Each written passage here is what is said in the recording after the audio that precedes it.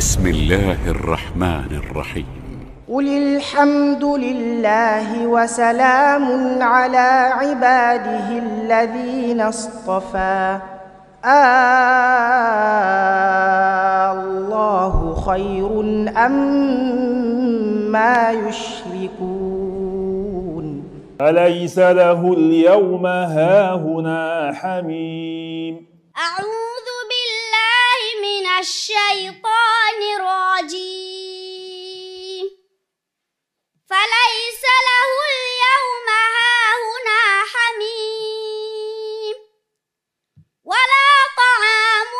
إلا من غسلين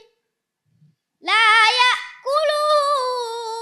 إلا الخاطئون فلا أقسم بما تبصرون وما لا تبصرون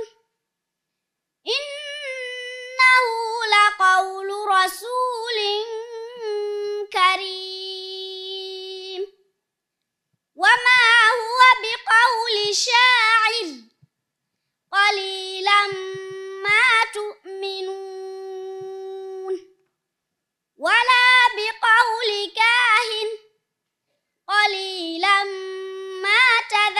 تذكرون تنزيل من رب العالمين ولو تقول علينا بعض الأقاويل لأخذنا منه باليمين ثم لقطعنا منه الوتين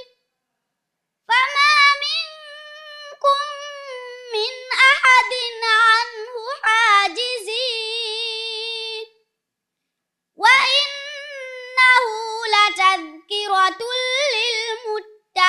للمتقين وإنا لنعلم أن منكم مكذبين وإنه لحسرة على الكافرين وإنه لحق اليقين فسبح باسم ربك العظيم بسم الله الرحمن الرحيم سأل سائل بعذاب واقع للكافرين ليس له دافع من الله ذي المعارج تعرج الملائكة والروح إليه في يوم كان مقداره 50,000 سنة